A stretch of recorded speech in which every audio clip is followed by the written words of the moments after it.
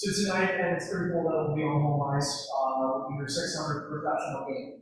It's been a 10-year-long pro career now. What do these moments mean at Miles?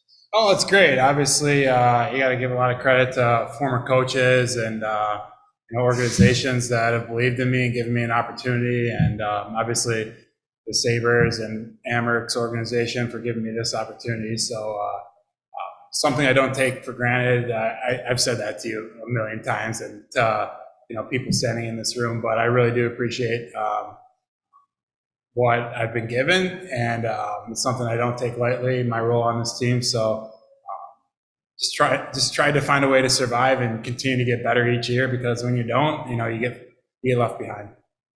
You spent the bulk of your career in the American Hockey League. Oh, yeah. I talked to other players in the minor leagues who have hit these milestones, and they said it's that much harder to do here because it's buses, not planes, because it's 3 and 3s, not just back-to-backs. How hard is it from your stance to maintain longevity and continue to play at such a high rate for so long?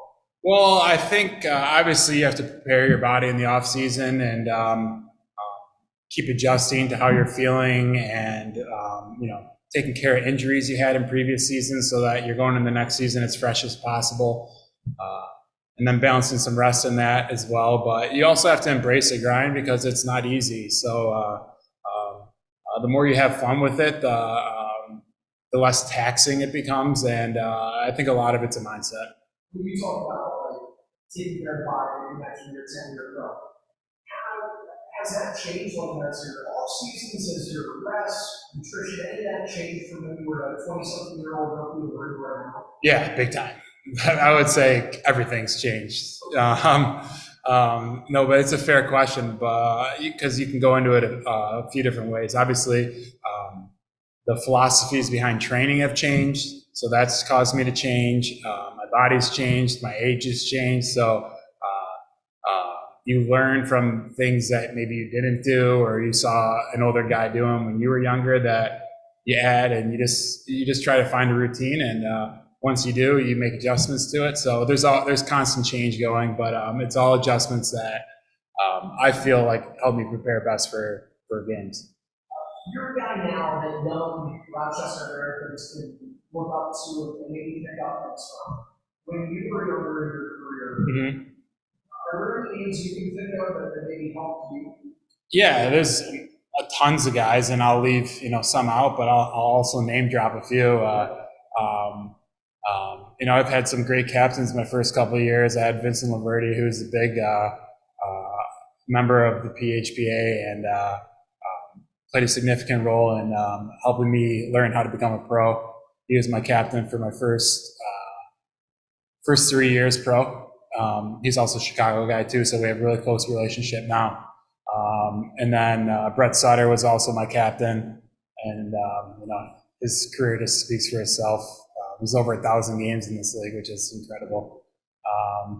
And then just guys along the way, whether it's guys that I was close with and played with for a long time, or guys that I played with for just a few games. You learn ways how people act and how they do things. So there's tons of guys, and then obviously coaches along the way as well.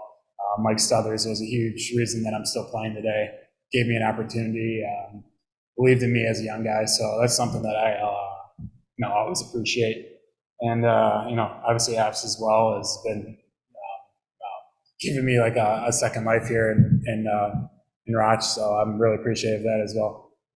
Apps, who we spoke with earlier about, you said that we make him a better coach. He's referred to you as a culture driver that helps motivate the players around you. But for you individually, what motivates you? What keeps you going to do this? Well, I think obviously I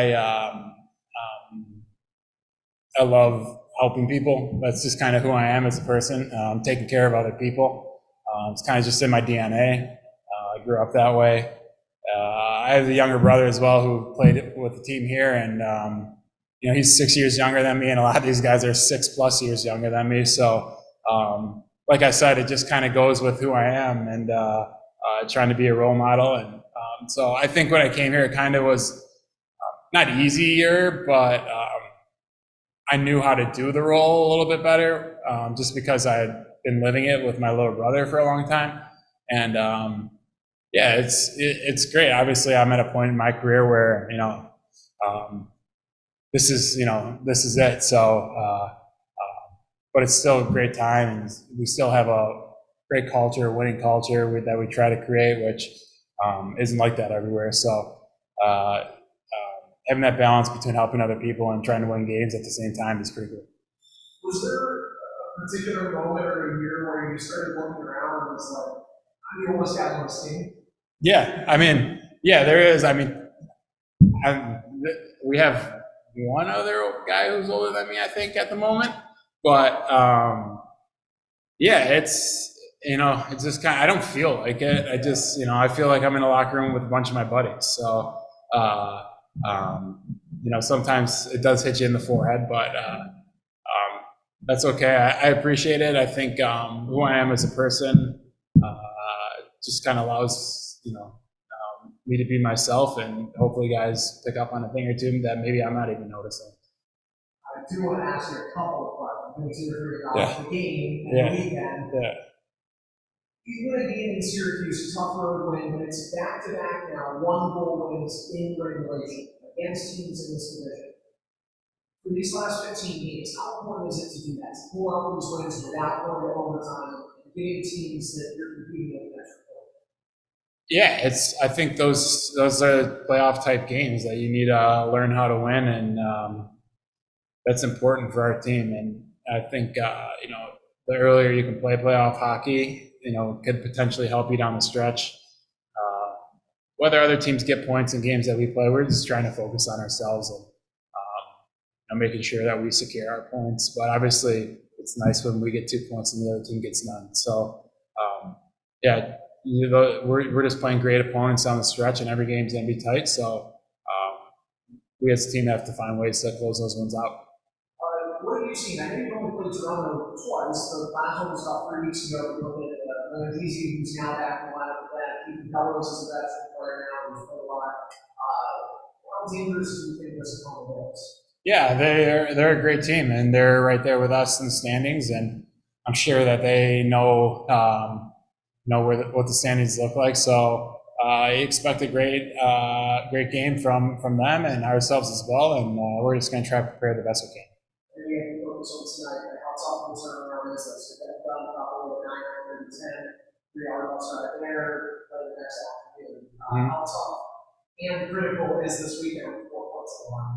Yeah, like we just talked about, obviously the AHL has a little bit of a grind to it, and you have to just learn to enjoy it and embrace it. And if you do that, then it doesn't wear on you as much, and you're able to perform better. So just embrace the opportunity to potentially have a successful weekend.